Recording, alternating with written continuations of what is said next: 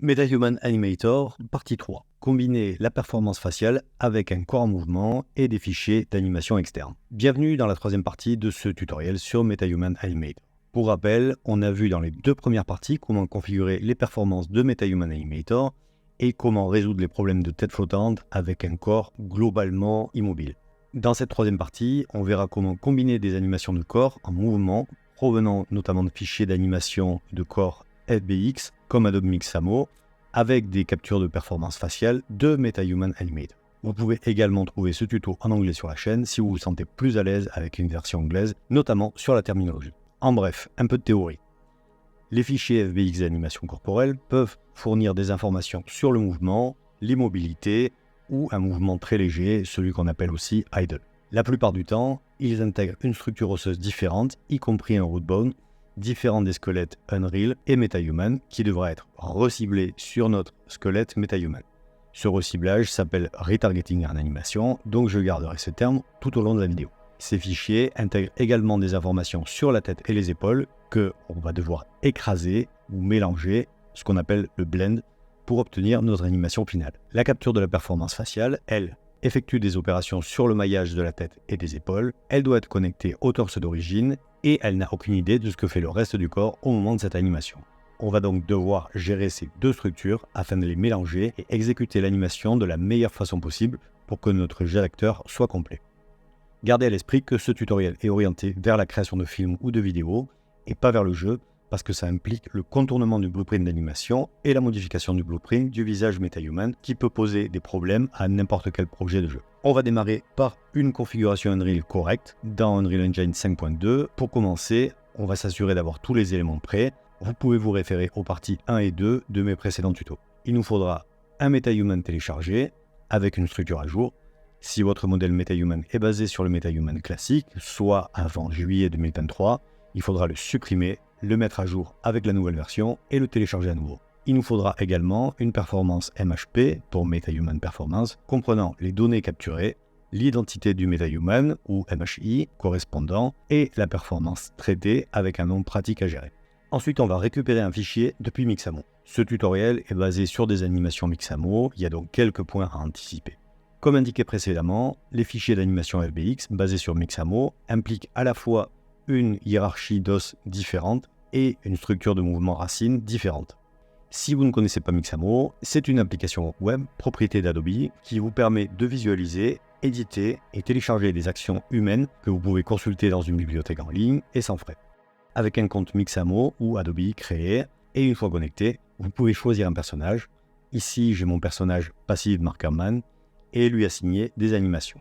Dans l'onglet Animation, j'ai sélectionné un cycle de marche. Je vais élargir un peu sa portée pour les besoins de la démo, sinon l'animation serait trop courte. Une fois que vous êtes satisfait de votre sélection, vous pouvez la télécharger séparément de votre squelette ou la rassembler avec le fichier de maillage en cliquant sur With Skin. Généralement, il est conseillé d'avoir une réduction uniforme des images clés, donc on y va, avec un rythme de 30 images par seconde et on télécharge. Vous pouvez aussi, pour des raisons de taille de fichier, obtenir le mesh une seule fois et télécharger plusieurs animations FBX sans le skin, mais pour ce test seulement, ça fera l'affaire. Maintenant, un peu de retargeting. Pour que notre animation soit correctement configurée sur le squelette d'un MetaHuman, on va devoir la retargeter sur la structure correspondante. Il n'y a pas de méthode unique pour faire ce retargeting pour les animations Mixamo, donc je vais vous en montrer quelques-unes, à vous de décider celle que vous préférez. La première que j'ai trouvée, c'est Mixamo Converter de Terribili Studio, que vous pouvez trouver sur leur chaîne YouTube ou télécharger directement sur terribilistudio.fr. Le programme consiste en un dossier avec des in, des fichiers cibles et le fichier exe, et vous passez par 3 étapes avec la cible correspondante. C'est plutôt pratique. L'autre méthode, celle du formateur Evansball. Vous pouvez la trouver via sa chaîne YouTube ou sur evansball.gumroad.com. C'est du name your price, donc vous donnez ce que vous voulez. La solution est basée sur une distribution personnalisée de Blender qui convertit par lot les fichiers du dossier d'entrée en maillage de sortie. Pour ma part, j'ai choisi une troisième méthode qui est le plugin Unreal Mixamo Animation Retargeting 2. Il est payant à 49$ et ce n'est pas du contenu sponsorisé. Je l'ai choisi car ça permet de rester dans Unreal pour effectuer tout ce processus de conversion. Je vais donc faire une petite parenthèse sur ce plugin. un peu de détails sur le plugin Mixamo Animation Retargeting 2. Pour des raisons de commodité, je préfère importer un package FBX complet, comprenant le mesh, le squelette rigué et l'animation. J'ai créé un dossier nommé _Mixamo Animation pour le conserver en haut de la hiérarchie du Content Browser. J'y importe mon fichier FBX de WorkCycle en conservant les valeurs par défaut. Ici, vous pouvez choisir votre squelette, faire un clic droit et sélectionner Retarget Mixamo Skeleton Asset. Après le traitement, vous obtenez deux fichiers de retarget bleus. On double-clique sur celui qui contient le nom de l'animation, ici RTG pour Retarget Female Tough War. Initialement, j'avais créé cette configuration en utilisant une MetaWoman, mais au final, j'ai gardé l'animation de marque. Dans la fenêtre du retargeter, on peut décaler un peu le personnage cible pour le voir plus clairement. Ici, on va mettre X plus 120 et plus bas dans l'asset browser, on va double-cliquer sur notre animation pour vérifier que le retargeting a été correctement effectué. Puis on sélectionne juste au-dessus Export Selected Animation et on la stocke avec un bon nom, par exemple dans un dossier Processed ou _RTG Animes pour la retrouver rapidement. Et notre animation du corps est prête à être utilisée. Maintenant, on va devoir modifier le blueprint du visage. Cette solution, proposée par le YouTuber Eyebrows, est la prochaine étape à suivre. Pour mélanger les informations de la tête et du corps, on va devoir modifier le blueprint global du MetaHuman Face qu'on va pouvoir trouver dans Game/MetaHuman/Common/Face. On double-clique pour l'ouvrir et on s'assure d'être sur l'onglet Blueprint avec une icône d'arborescence. Ce qu'on va faire ici, c'est créer une méthode de pondération pour mélanger les informations du visage et des épaules avec le corps en utilisant un nœud de forme de mélange ou blend shape. On va prendre le nœud Layered Blend Per Bone et dans le panneau de droite, changer le mode de mélange de Branch Filter à Blend Mask. Ensuite, on va dans la fenêtre du squelette. Ici, dans le panneau supérieur gauche de la hiérarchie, on va chercher Head et le sélectionner. Cliquez sur l'engrenage juste au-dessus. Ensuite, dans les Blend Profiles, ajoutez un nouveau masque de fusion ou Blend Mask que l'on nommera Head Mask. On va s'assurer qu'il a une valeur de 1 pour lui donner le pouvoir de contrôler la partie supérieure du corps de la même façon qu'il agirait en mixant plusieurs pistes d'animation pour le même objet. Retour à la sous-fenêtre Blueprint dans les options Blend Mode, Blend Mask et on sélectionne Head Mask comme masque pour le visage. On n'oublie pas de sauvegarder et de compiler avant de fermer la fenêtre de conception, sinon les changements ne seront pas visibles. Si tout va bien, vous verrez le flux s'animer à nouveau et il n'y aura pas de point d'exclamation. Et nous sommes prêts à utiliser notre nouveau Face Anim Blueprint. Prochaine étape, convertir la capture de performance du visage. Avant d'ajouter des animations corporelles à notre scène, on va devoir exporter notre capture de performance d'une manière très spécifique. J'ai essayé plusieurs solutions de contournement, mais celle-là marche à tous les coups. Rapidement, ce qu'on va faire ici, c'est convertir l'animation de performance en une nouvelle level sequence et récupérer les informations de l'animation du Face Control Rig, puis le recibler, le retargeter sur le visage générique du MetaHuman et la convertir en une nouvelle animation. C'est pas simple, c'est assez opaque, mais ça fonctionne. Encore ici, sans doute un inconvénient de l'aspect bêta de MetaHuman Animator. Donc on ouvre la fenêtre de performance enregistrée avec laquelle on veut travailler. Ici à droite, assurez-vous que les calculs de rotation de la tête sont basés sur le Control Rig et non sur Transform Track. Ça garantira que toutes les informations de baking de rotation seront traitées dans le Control Rig du visage. Vous pouvez ensuite exporter votre performance, mais pas en tant qu'animation, comme on l'avait fait dans la deuxième partie du tuto, mais en tant que Level Sequence que vous pouvez ajouter dans le dossier générique Level Sequence ou tout autre dossier facile à trouver. Par défaut, ça comprendra un fichier de séquence de niveau, une vidéo de la capture de votre performance, un mesh de votre identité qui joue l'animation de performance et même la lecture audio enregistrée si vous le souhaitez.